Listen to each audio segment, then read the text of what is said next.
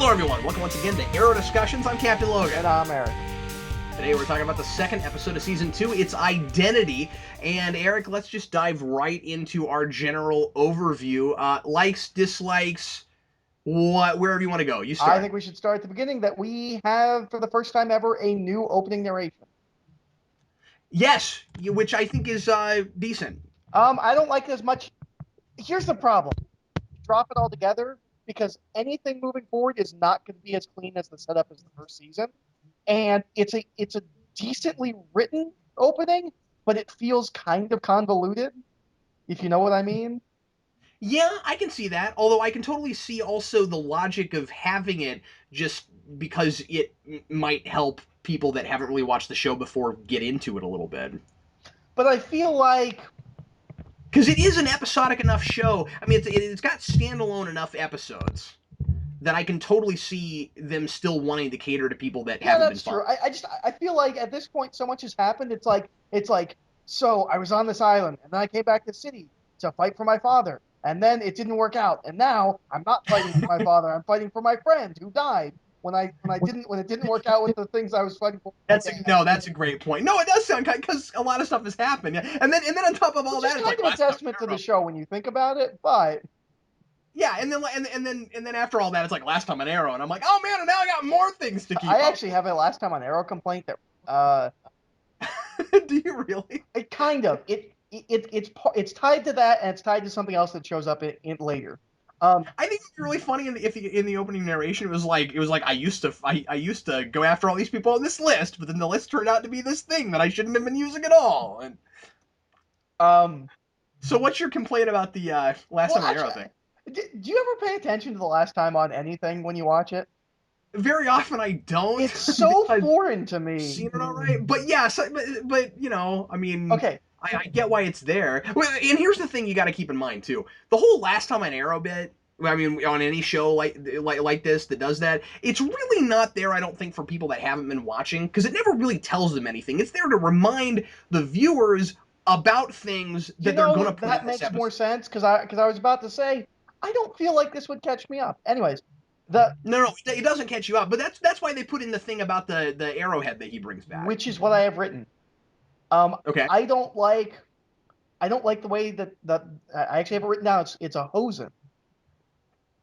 I don't like that it was in Last Time on Arrow. I kind of wish that she just held it, and I don't like that he finds it this episode. That feels too easy, and they're usually better than that.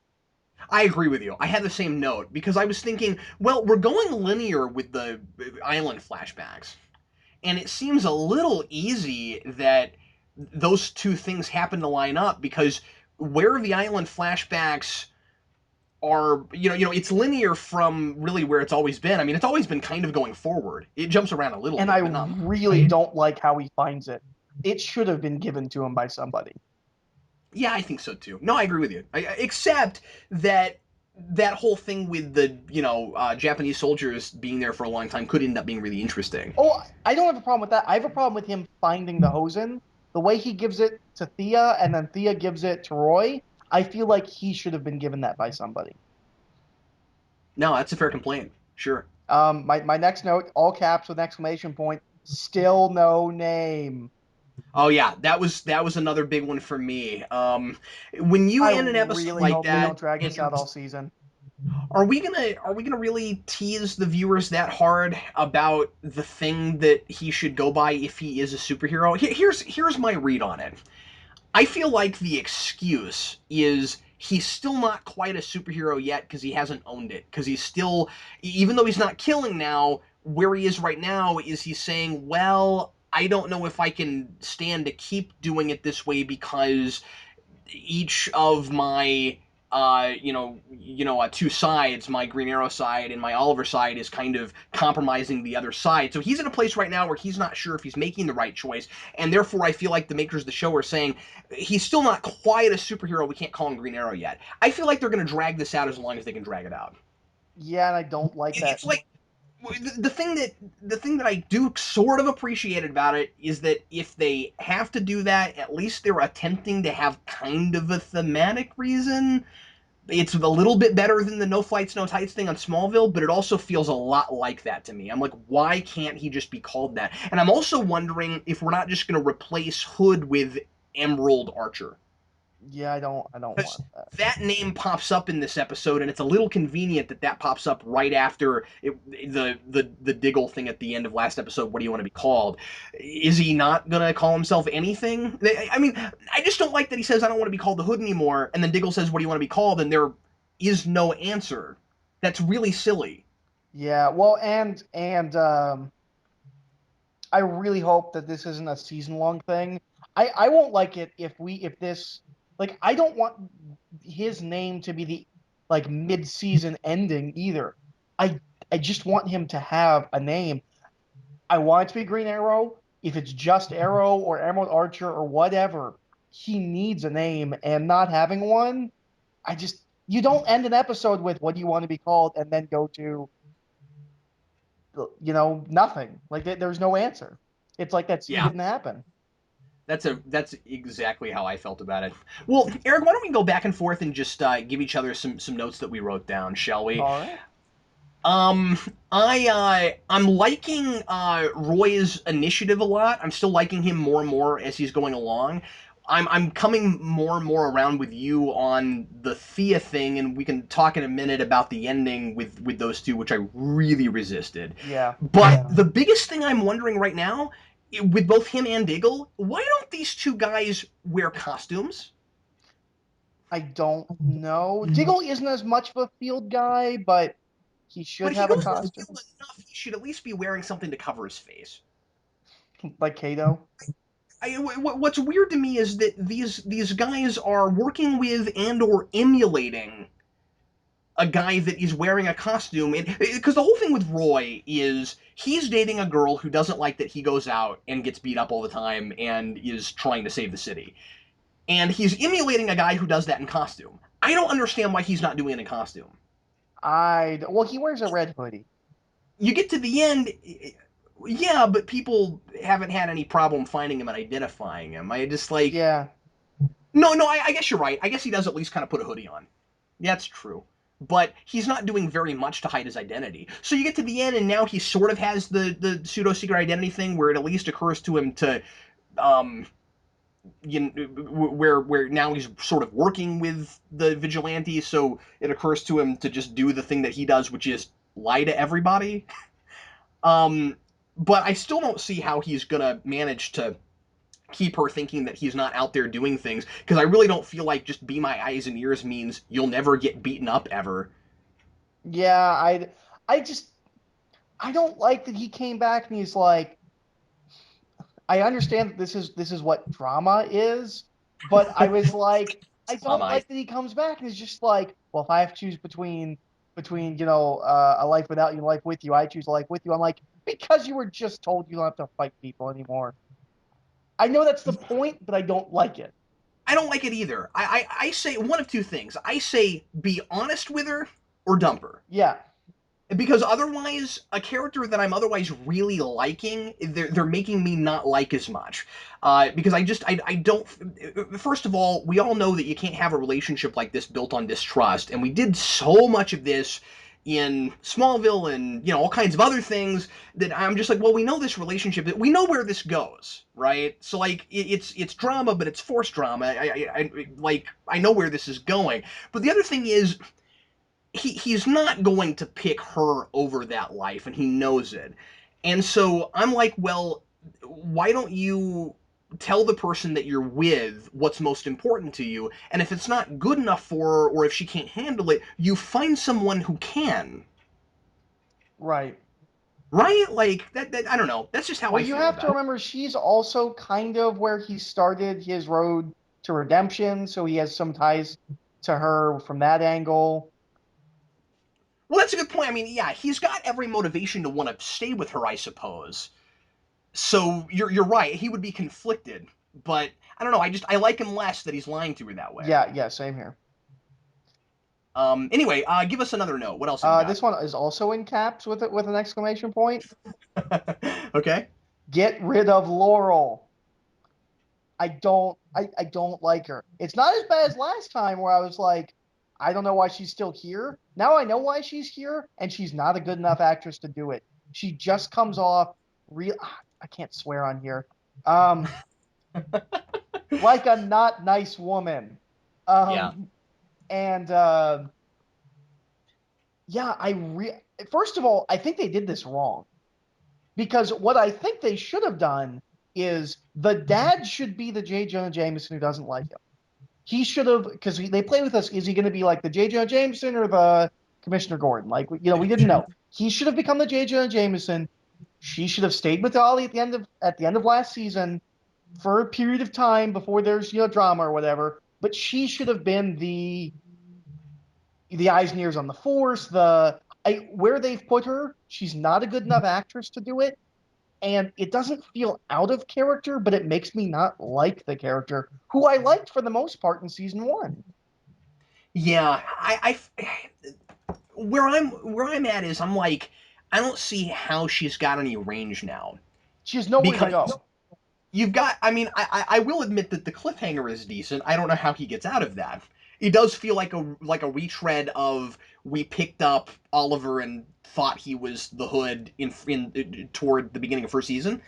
But I like that because I didn't know how he was going to get out of that, and then it paid off, and I really liked how he got out of it. Right. So here, I feel like he might. I'm like, oh, what clever way is he going to get out? Like this character, and let me say that I have issues with a lot of other characters in this episode, but I like everything Oliver does in this episode. I think he's fantastic. Oh, he's great. And that's part of my problem with this episode is there are a couple of people who I'm like, why are you on him so hard? Like I don't understand. But we'll get to that. He is I do think the show has done a great job of building him up to the point where making me think he's so clever. Where I'm going, ooh, how's he going to get out of this? But the problem is this just going to be a cat and mouse game between them? Like you said, she's smart enough for it to be a cat and mouse game. That's the problem. Like she didn't draw him in and he got caught. He came to talk to her. That's not a cat and mouse game. And it's also another one of those kind of easy drama things of he came back to say the thing that I feel like he would have said in that first conversation.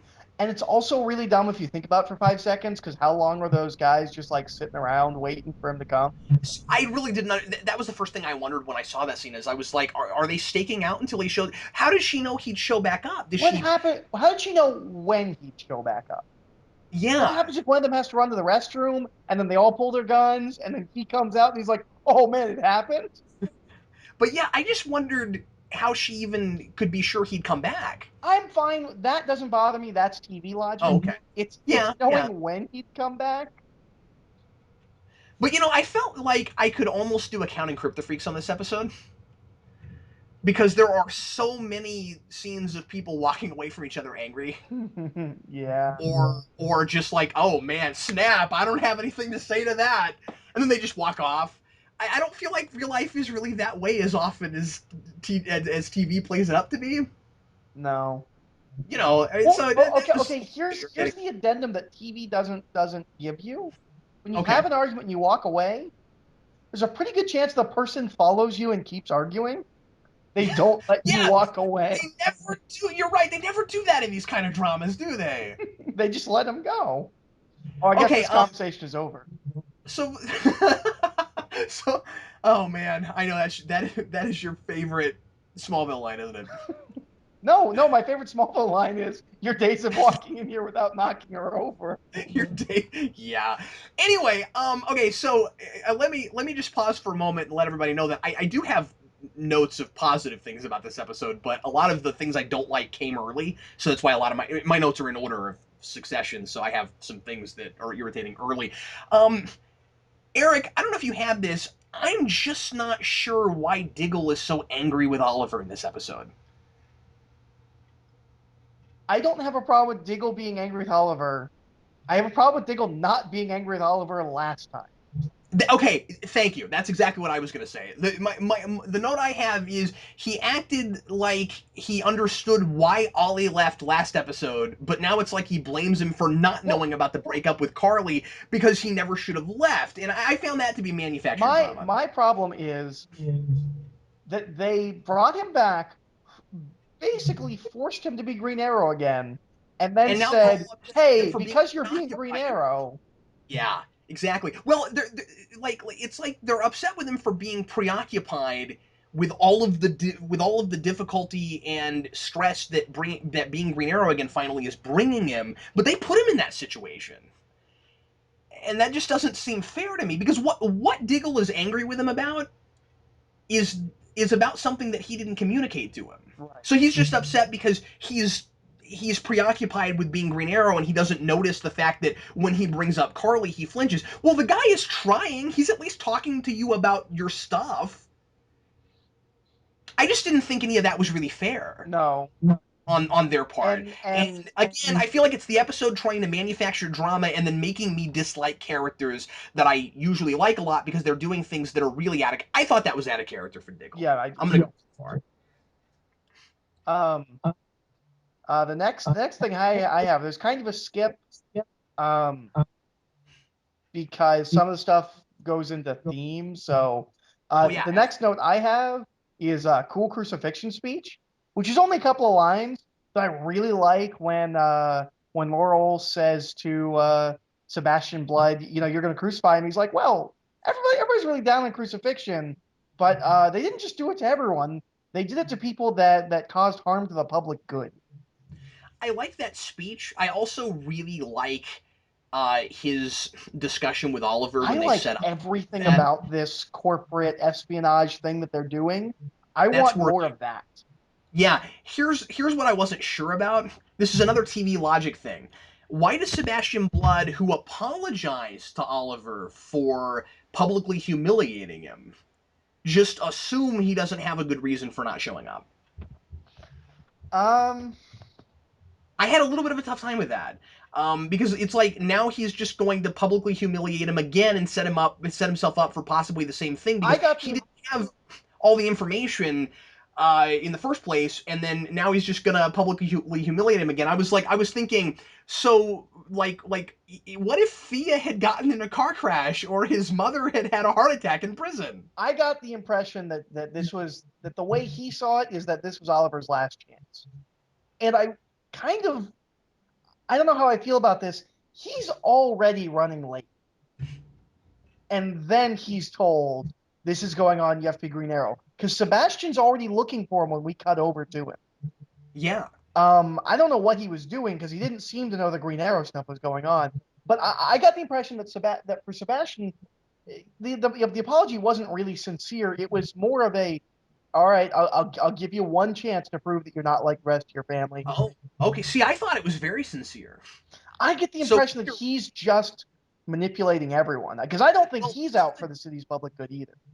okay, see, I wasn't reading it that way. So if you're right, well, and that makes I sense know who given Sebastian Blood is. exactly. Yeah, you're right, and I wasn't thinking about all that because I'm not. I don't want to immediately make the assumption that they're going the same Oh, they're direction with character. not because he's a cult leader who's tied with demons, and I don't think And they're we'll talk going about that there. later. But that's part of the reason I like the fact that he had that crucifixion line because that's a little bit of a vague callback to what he is in the comics. Right. Because the early Sebastian Blood, I read up on this before we recorded, had a shawl that was said to be Jesus's shawl, and it keeps him young. So I thought it was really cool. He had a crucifixion line. Yeah. That's great. Maybe worse than Blood jumping the gun there is the fact that Oliver doesn't think to make a phone call. I'm gonna get that in my themes. Okay, okay. I wondered why he didn't just like I call up think and there's be a like, thematic reason for it. I don't know if there's a make logic up reason for it. make up right, but I'm just saying make up a catastrophe. I don't understand. This is another one of those things where I got the feeling that they were kind of setting up or trying to make you think that they were setting up a similar relationship to like Bruce Wayne and Harvey Dent, and then they turn it on its head, and I like that Yeah, yeah, yeah. because it's another one of those events. And I was like, oh, this charity event thing is dangerously close to what they did in Dark Knight. And then I went, okay, they turned it on its head. That's kind of cool. They've done this 2 episodes in a row now, where they do the Nolan film thing, and then they go, nah, we're not really doing that. I like that. Yeah. That's great. This episode co-stars Michael Jai White as Al Simmons before he was Spawn. Bronze Tiger.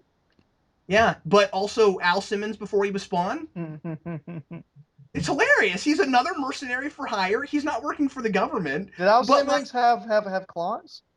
no. But other than that, I mean, he's Al Simmons. That's great.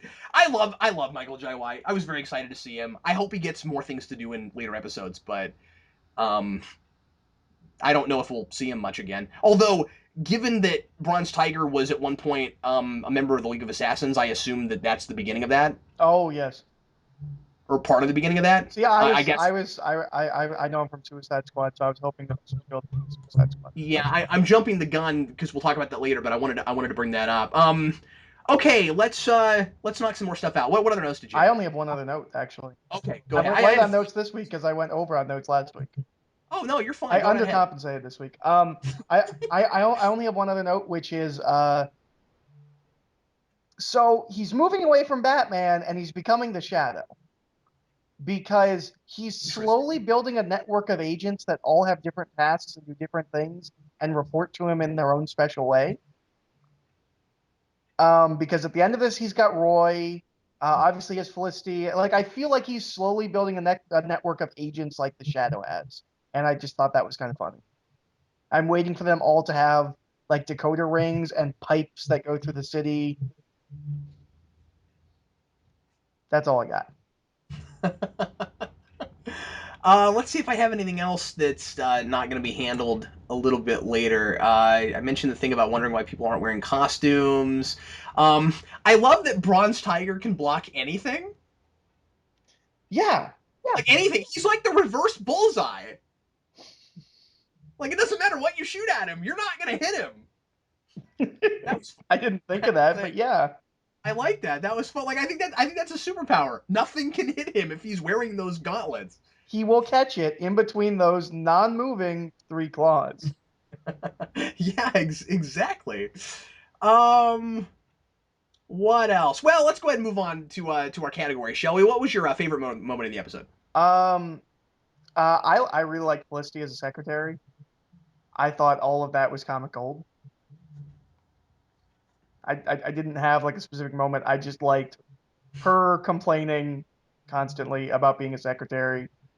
Okay, well, I'm gonna jump forward. Would you believe that I wrote down my worst moment is that? Really, Yeah, I hated all of that. I thought it was really funny. I thought it was super forced, and I couldn't tell if it was the writing or if it was her. But I mean, like, she seemed overly perturbed by that. I Well, didn't buy she it. was the head of the IT department, and now she's a secretary. I kind of Well, yeah, I suppose, but I guess it's a matter of prioritizing.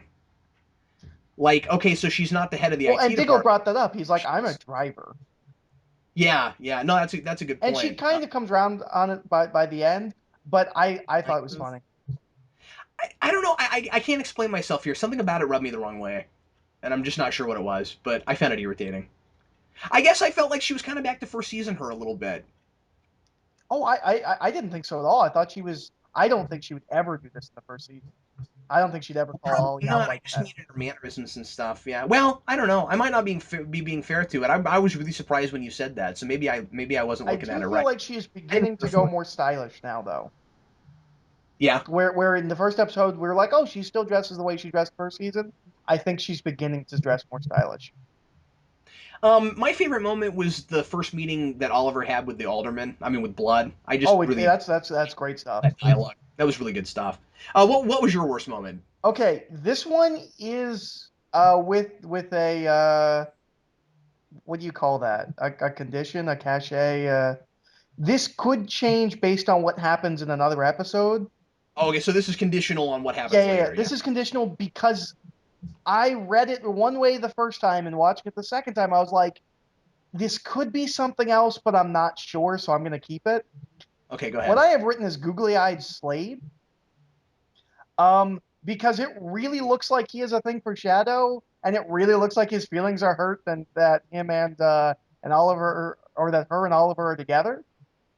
And there's a scene a little bit later that makes it seem like I think maybe he's working against them and working for someone else. But until that's proven to be true, it looks like he's just love struck and doesn't like that Ollie's with her. and I really don't like that, and I really hope that's not his motivation. Yeah, here's the thing. I got that last episode. I already thought there was a love triangle going Oh, on. see, I didn't get that at all last Oh episode. yeah, I got it hard. And a couple people in the comments thought that I too. really don't Uh, like that because I feel like he's better yeah, than that. I think what's going to happen is they're going to use this love triangle to be the thing that makes Slade That'll and be Ollie. awful. I think that's where they're going with it. Because I didn't get the sense he was working for somebody else, Eric. I thought that he was trying to break them up That's what I thought by too, but rewatching it, I using. was like, well, he's acting suspicious. Maybe it's not that he's uncomfortable with them. I Maybe don't it's think that's. that he's working with somebody else. But that's entirely like that could be. But I think he's secretly in love with her, and he gave a lot of looks to that this episode, yeah. but also last episode, I Oh, think. I really And believe that. yeah, I really thought that, and also and again, I thought that before I saw this, so I was looking for it this episode. There it was. The other thing is, like I said, he's really manipulating Oliver. I mean, like he tells Shadow to comfort him Hmm. to get them a little closer, and then and what like he's using his vulnerability against him, and that's really shallow and sad. And I mean, like I guess the nice thing about it is they're writing it well. I don't think he's acting it well. Oh, really? I It's think he's I doing don't he's think doing it's fine. his I mean, fault, but oh, he's a really? big tough guy, and him being like I don't feel like that guy has ever felt uncomfortable about a girl being with another guy. Well, I don't think it's that he feels uncomfortable. I think it's that he wants to be with her, But I and don't he's trying to I get don't Oliver out of feel the like way. that guy ever has had that problem. I don't know. The way he plays it really like puppy dog, and that's not how Yeah. he plays the character. Well, It's I'll tell you, I'm with you. I don't want that, but I think it's partly a personal taste thing. I just think it's too easy, and forgive me for saying it this way, folks that don't like it when I say things like this, but it's too CW. I well, mean, here's the thing. I don't think it fits that character. If they want to well, put that's a a love better triangle reason. somewhere else and it works fine, it feels wrong for that character. That's my biggest beef is that I don't it doesn't work for Slade. The thing is, I'm really expecting those two to eventually be kind of like giant arch nemesis, not arch nemesis, and I don't want that to be just because of a love Yeah, triangle. no, that doesn't I work. mean, Although it would make him unless it's the Shredder. sort of thing. I wouldn't be surprised if it wasn't the sort of thing where like they Slade kills her on accident or You're something. just making him more Shredder. Well, that's true. That's yeah. He would be Shredder, but I don't feel like he's that kind of a guy. He's very much like a man of business and action. Yeah, I feel like they could make us buy it, but the thing is, they jumped ahead a little bit. We haven't seen those three together that much up until now, That's right? why I was no because last episode she got captured, and then before that they'd kind of just gotten together at the end of season one. So it's like a lot of time passes, and then we're supposed to buy that Oliver and her, and I like them together. I mean Yeah, that's they're working out. fine. But then him. I mean, is it just the thing where like he's been by himself for so long, and finally there's a girl around, and this is just kind of he's just like that's not fair. Share. Like You're supposed to share. Didn't your daddy ever teach you to share? yeah, that's whatever. But I'm just saying like primal instincts. But he's not playing it like that. He's playing a puppy dog. He doesn't look So like you're saying he should be playing it meaner, oh, like absolutely. He doesn't look like he just wants her. He looks like he likes her. yeah, yeah. No, you're right. Well, I want to. We haven't seen enough of it. I want to hope that the show can turn me I around on kind me. of hope that my possible prediction is right, and that he is working against them, and they're just misleading us. I really hope because he comes out of nowhere in the woods and he sees them. I'm really hoping that's a red herring. That's a good question. What was he doing in the woods? Yeah. Are you thinking maybe he's working for the people that are now on the island? I'm hoping so. I'm hoping that Yeah, was a red that'd be herring. good. No, it'd be a great red herring if it was, because they're doing it on the right network. Okay, well, anyway, let's move on to what's the big idea. What kind of themes did you notice? All right. Yeah. Well, there's the obvious one, which I'm gonna wait on because I know you have it. Okay. I'm gonna go with the other obvious one, which is the cost of being a hero. Yep. It's not really in the island stuff unless Slade is the hero and he is suffering by not being with Shadow. Um, But I felt like pretty much everyone's well, at least Oliver, Roy, and Diggle, and Felicity, all of their stories are about sacrificing and giving up things to be the hero. Yeah. And it's specifically in Oliver's case, it kind of ties back to Dark Knight, where it's about not being the hero. Yep. He goes for what he views as the greater good at the cost of his reputation. And there's a really nice scene right before that where he says something about like, well, Oliver Queen needs to be seen here, and he goes like, it's really weird that you talk to yourself in the third person, but that is how he thinks of himself, and so he sacrifices, the Oliver Queen identity for the vigilante. And everybody in this episode, they're all doing that. They're all making sacrifices, and I think that's why Felicity is so played up. Is you're supposed to get by the end of it that she has made a sacrifice for the greater good. Diggle sacrificed his relationship for the greater good. I feel like that's the big thing this episode. Yeah, and you mentioned that it was similar to the themes in Dark Knight. I even wrote down that it was somewhat similar to the themes in Rises because Oliver can't be Green Arrow or himself and try to help people and win. Right. It's like any way you slice it. So it's giving up things for the greater good. I mean, it's making sacrifices for the greater good, but maybe not even getting the greater good out of it. Right. Um, Other stuff I wrote down. Obviously, we've got the kind of obligatory danger of keeping secrets, which you expect some in a superhero show. I think they're doing too much of it right now, but that's just maybe a taste thing for me. I wrote down, and this is somewhat related to what you were talking about, becoming your own worst enemy, both in not being sure of who you really are and what you're capable of, but also in the two sides of your double life compromising each other. That's all in there. And then there's some kind of throwaway stuff about gender and racial stereotypes, although I think that's mostly played up for humor, Oh yeah, I'm the black driver. which was really funny. Yeah. I actually really liked that, especially because Oliver said it at the end, and they laughed about it, and that made it work. That made it a lot funnier. Yeah. And then you've got the kind of social commentary of not just rich people looking down on lower social classes, but also the challenge that benevolent rich people have of proving their altruism. Yeah. Which I is a can't. theme all in Wildcats 3.0, which is owned by DC. Okay. Wow. Wow. Well, anyway, I thought that was cool. I really like that because like yeah, you've got a rich superhero and he has a much harder time as Oliver Queen making people buy that he's out for the public good because it was rich people that blew up the Glades and not just rich people, but his family. I'm really hoping that they follow this ripping I like off of that. Joe Casey's Wildcats 3.0, and we get to the point where he starts being altruistic with Queen Industries, and then he has other rich people, and they're like, "That's not. You're compromising like what we've built here." I really hope that we start. I just want more corporate stuff, and I like the idea that he kind of becomes a corporate Robin Hood, and other corporations go after him. Which I guess I should say for predictions, but No, that's cool. Well, let's move on to guest stars then. Obviously, like I said earlier, we got Michael J. White as Al Simmons, otherwise known as Bronze Tiger. And we have Kelly Hu back as China White, who gets arrested at the end of this episode, and I wonder when we'll see her again. she also gets. I have this in comic references.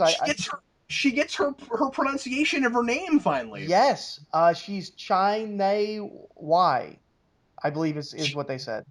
China Wei, I Oh, think is the China way they. Way. Okay, now I've always called her China White because she comes from year one, and the running joke is Ali can't say her name and just keeps calling her China White.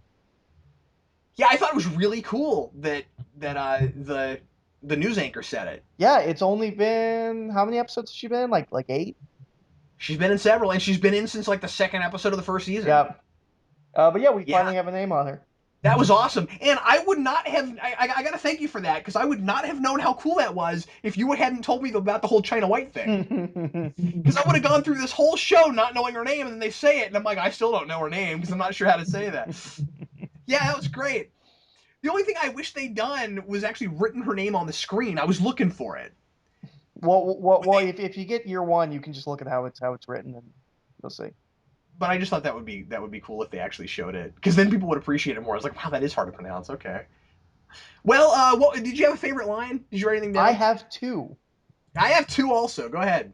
Uh, from the conversation with Sebastian Blood, which, by the way, I love his name because it's really easy to remember. Like with some of the characters, like that person. With Sebastian Blood, it's just Sebastian Blood. It's really easy. I Um, keep wishing he was played by Kevin Bacon. that'd be fantastic. But to be, I really like this guy. And by the way, I didn't write him down for guest stars. I I should wrote him have. down under comic references because we forgot to mention him last time. Obviously, he's Brother Blood, specifically from Teen Titans comics. We'll talk about that, but I mean the actor. I forgot to Oh write his yeah, name. I did too. But I have two lines. One's from that scene when Oliver asks Felicity to get coffee, and she says, "The coffee maker's broken." Um, I just thought that was funny, and then she walks away. And then the other line was when Diggle asks Ollie if he wants to leave near the end of the episode. He goes, "Turns out being a CEO, I actually have work to do." I really, really, really like that line that you mentioned earlier when he says when Diggle tells Oliver that it creeps him out when he Oh yeah, it's a refers great to himself line. in the third person. That's a great line, and what I really like is that neither of them laugh about it. It's this awkward moment for Well, them. and what's And great is because he doesn't talk in the third person. He talks about himself in the third person. right, So I right. never thought of it that way. Well, see, that's something that I always kind of thought about and really liked because he's trying to do the Batman thing, but he's not good at it. Right. Like he keeps saying Oliver Queen because he likes to think of himself as Green Arrow, except he won't name himself anything, so he doesn't call himself anything, I He guess. has an identity complex. Yeah, but this is a really appropriate episode title because that's obviously what it's all about. And by the end, he's not sure how to look at himself at all. This is something I should have talked about in themes with the identity thing because we've got a character, we've got a superhero that is really conflicted right now because it was easier when he was just running around killing people on a list. And I like that he says that at the beginning when he says, "Well, we used to have a list, and now I don't know what to where to go or what to do." It used to be two extremes of his personality. And I like, by the way, the speech that Shadow gives him on the island that parallels this and sets it up, where she's talking about how everybody has a demon. And he gets to know his demon, and then he uses that demon as Green Arrow in the first season to just go out and kill the bad guys. But now he's trying to be this middle of the road person, both in costume and out of costume, and it's not working either way. Yeah. And I think that's a really good. I think that's a really good place to already be by the second episode. That really feels like a place you'd get him, a few episodes in. And I like that they're doing it this early because it makes me wonder where they're going to go for the rest of the rest of the season with it. I wonder if he can hang in that place for very long. But I like that he's in this spot where I don't think he's thinking about just straight up going and killing again, but he just like he thought he knew what his identity what his two identities were. He had the double life figured out, and now he doesn't. Right. And that's kind of neat because it's juxtaposed. I just thought of this with the fact that Roy is now finding his double life Yeah. through him. So I really like that. My other favorite line was Diggle got a great one-liner when he says healthcare has enough problems without you punks. Yeah. That's such a. I know that it's kind of talking about current stuff, but in the way he delivers it, that's such an '80s action show kind of line. The way he's saying like, "Healthcare has enough problems without you." That was like a Mr. T kind of line. I just thought that was really funny. Let's go ahead and go into comic book references. The big one I really liked was Lemire Avenue. I didn't catch it. We've got Jeff Lemire writing Green Arrow right now, and they've already referenced him in the show, which makes me think more and more that they're going to do a lot more current comic book Well, crossover. Lemire said in an interview when he first got in the book that they were already looking at his stuff and taking cues from him. Yeah, that's really cool because now he's actually writing the book, and again, they've already added Diggle to his book. I'm telling you, man, we're going to see Clock King this year. I can feel it. I feel it in my bones. I can feel it in my bones. We were talking about Bronze Tiger, and like I said earlier, I really think that this is the first big cue for League of Assassins. I'm kind of hoping it's the first big cue for Suicide Squad because we already have Deadshot. I'm hoping we're building towards that. But we know the League is coming. I feel like I remember hearing something about Suicide Squad being in the season as well. So Well, and there's no reason that he couldn't be former League of Assassins, and then that plays into it. that's true. That's true. And also, he's not playing a young guy. I mean, like a real young guy. I mean, that actor's in his mid 40s. Yeah. So he easily could have a big past behind him, and they could have him be in Suicide Squad later, or maybe be part of Suicide Squad now. Because the thing is, he's clearly a mercenary, but League of Assassins isn't exactly that. Unless you go to Rises, then I don't know. Maybe. Well, that's true, but that's just Bane turning them into that. I mean, I would assume that this is a different kind of League of I know. Assassins. I'm just poking. Um. Yeah, yeah. Well, and we I'm sorry, I ruined your joke. I apologize. and we mentioned this a little bit earlier because we didn't, or I mentioned this a little bit earlier because we didn't mention last episode. We do have Sebastian Blood, who's Brother Brother. Blood, who's a big Teen Titans villain, and I'm wondering because they're building him up as Ollie. I'm wondering if maybe Roy's gonna have a thing with him just because of the Titans connection. Oh, that's a great point. I mean, there's nothing there now, but I'm wondering if maybe as Sebastian Blood's machinations come to fruition, maybe Roy will start seeing him as kind of the embodiment of everything he hates about the rich people, and there could be a thing there. Maybe, I mean, I'm still wondering if he's going to be revealed as being as corrupt as you think he is very early. I don't. I feel like it's going to be revealed to Ollie early. Okay. I feel like Ollie's going to find out He's just an alderman, though. I don't even get the sense that he has a lot of money. Sebastian Blood. Yeah. Uh, yeah, I guess you're right. Yeah, I wasn't. Yeah, I don't He think wears a he's suit, really. and all people in suits have money. Well, and he's a politician, but he's just an alderman. That doesn't mean Yeah. that he's got a lot of money. And I think he's going to start building. I think he's going to be a radical. I think that's what's coming is that we're going to get a big cult. Oh, I can totally see. Yeah, and that's great. But I mean, I think he's going to be the kind of person that like our big villain from last season thinks he's doing the right thing. I don't. I mean, he's maybe going to be somewhat manipulative, but I don't think it's going to be like he says one thing but he does another. Right. I don't really see that. I kind of see him as because the whole thing with Malcolm Merlin was the best thing for this city is destroying the Glades, and so this guy's gonna if you're right and The he best goes thing for the evil, city is destroying the rest of the city. The best thing for the Glades is destroying the rest of the city. maybe something like, but hopefully it's not quite that big. I would just figure, it's like lead a cult to fix the Glades and help everybody that was ruined by all the rich people. There's another comic reference that started last episode that I should mention that we didn't bring up last time, which is that the news network they're showing all the time now is called Channel 52. Oh yeah, yeah, I saw it in the comments. I meant to type it down, but I forgot to.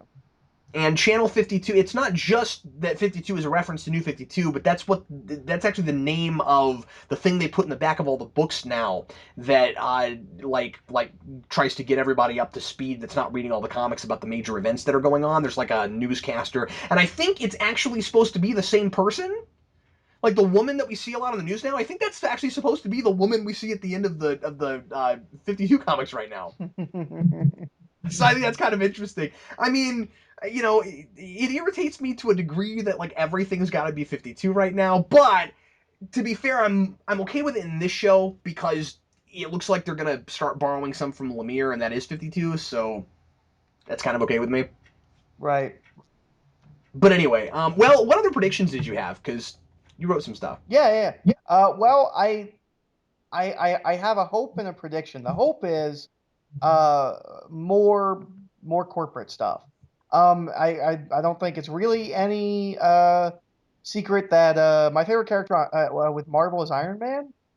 And he's a lot of the corporate stuff, and Yeah. I dig that stuff. And Green Arrow is sometimes that because sometimes he's rich and sometimes he's not. Um, so that's my hope is and I really like the corporate stuff in this, so I'm really hoping for more of that. My prediction, which is kind of the counter of that, I think either by the mid-season break or by the season finale, I don't think we're going to have Oliver Queen anymore. I think it's going to be a Robin Hood situation where he has to give that life up. and just be Green Arrow, at least for a That'd period of be time. interesting, especially because they've set up somebody who would be running his company. Right. Do you think it might be one of those things where, especially because of what was going on in the run where she was established in the comics? I'm just thinking this. What if they Oh yeah, had because he was totally Robin Hood in that run. yeah, and he had to go up against her because she was like part of one of the villains in that. Yeah. I wasn't even thinking that, but yes. Boy, so she could be like the evil, and you could have like this prediction part is fun because we can just totally spitball. You could have the like evil corporate lady doing stuff, doing evil machinations behind the scenes, and then you could have Brother Blood doing evil stuff on the like other side. On the more And ground they might level, do street level side, yeah, they might do a two-pronged villain situation, like overarching for the season. that would be really cool. I would not be surprised if they went there. No, not at all. One of my predictions is that I think Roy is going to find out that Oliver is Green Arrow earlier than the show thinks you think they will. They'll do that. Like I think in like 3 or 4 episodes he finds that out. Okay. I might be. I mean, I could be Do you totally think wrong, he but finds it out, or do you think Ollie reveals it? because of the way they've been playing him, I kind of think it would be cooler if he just found it out on his own. Okay. But I don't. So I don't know how they'll do that. But they kept doing those reveals a lot earlier in the first season than I kept thinking they would do. Yeah, Like that's people kept true. finding out way quicker than I thought they would, and I kind of wonder if they won't continue on that path. So anyway, I think if nothing else, he finds out sometime this season, and I'm also hoping that when he does, he gets a costume. Yeah, I'm hoping for a costume for him as well. Yeah. And my only other one was the Emerald Archer thing. I think that that they start calling him that regularly. Well, Ollie As, made a as point of saying that's not what I want to be called. He has to be the one that makes the name. I don't know how he gets the name out there, but he needs to make the name. Well, I think you're right that he needs to, but I still think it's too coincidental that they used the Emerald thing the very next episode. Yeah. I Because don't it seems like this is one of those continuities. It seems to me like, and maybe I'm looking too far into this or I'm exaggerating this, but it seems like every time somebody names something, everybody in the universe starts calling it that. see. I don't like it because Emerald Archer is a mouthful. It's too much. It's 5 syllables. Green Arrow, 2 syllables. Well, no, that'd be 3 syllables. That's what I said. 3 syllables. Well, that's I can make it 2 syllables if I pronounce it the way I want I to. was gonna move on, but did you have another prediction that I glossed over? No. That's all I got. Well, let's go ahead and go on to our trivia. We're gonna reveal the answers to our trivia questions from last time. What was your trivia question last week? My trivia question last week is what did the Maya Speedy what was her favorite of the trick arrows? There's a specific trick arrow that's called out as her favorite, and it is the glue bomb arrow, which And you said nobody wrote it down. nobody wrote it down. Somebody said boxing glove arrow, which is Ollie's favorite. Also least favorite. It's a love hate relationship he has with the boxing glove arrow. Um, but the glue bomb arrow, you shoot it at someone and it explodes, and they've got glue on them, and it sticks them usually at their hands or their face. That sounds very useful. It's really useful, and I don't know why they use any other arrow. Yeah. Oh, side note, I kind of liked the way that Oliver told Roy to get in contact with him. I didn't understand it. Well, it seemed to me like it was a trick arrow that had like a signal thing in it. Oh, he said something about the wall. I thought he had to hang it there, and then like Ollie would check it. I totally Well, misread that. see, that would be dumb because obviously he wants him to like let him know about things. So if something was really pressing, he'd never know. Because he picks it up and it looked like it had circuitry or something in it. So I He's assume just the idea was he's just you stick it in the he's just wall. pacing. It's like when you're waiting for a package. He's like, did you leave anything on the wall? Nope. And did you leave So anything on the wall? Nope. yeah, I thought the idea was probably that he sticks it in the wall and then it puts out a signal and then Oliver comes to see him. Oh, okay. Yeah, that would make sense. What if it makes an arrow signal? That would be the coolest thing in the world. Because I really liked it when he gave the line. Are you sure it's okay if I keep this? Really like. I'm starting to like him a lot. Oh yeah, no, he's been good since the beginning. We've been surprised with him because he doesn't Yeah, look like he would be good. I A expected to really be irritated with him, and B thought the show was going to have a hard time giving him something to do or not making him Yeah, I redundant. didn't know what they were going to do with him after. And we've been these days in comics and stuff. We've been so anti-kid sidekicks that to have one that looks like he might work out, it's pretty exciting. Oh yeah. I don't know. I'm digging him. Anyway, my question from last week, the answer turned out to accidentally be in the screenshot that I used. And that was what food was sitting on the table in the boardroom that the board never eats and that gets shot up when the hoods attack. And it was bagels. It's And if you look at not the picture, donuts. yeah, I wondered if some people like looked at that picture and just said those are donuts, but they're bagels. And I gave you the answer. So just so everybody knows, my trivia question for this week, you will not be able to get from looking at the picture. Eric, what is your trivia question for this week? My trivia question for this week is, in Roy. This is another speedy question. In Roy Harper's original origin, which is, I say it's not canon anymore, but nothing is canon anymore. Um, in his original origin, he was raised on a Native American reservation. What is the name of the man that raised him? And my trivia question is from the episode. It's how many people to the nearest 100 were killed in the Glades when the earthquake machine went off? We are given this in the teaser this episode. All right. Yeah, that's it. All right. So, everybody, thanks as always for listening. That's all we've got this week, and we'll see you again for episode 3 of season 2 next time. I'm Captain Logan. And I'm Eric. See you later.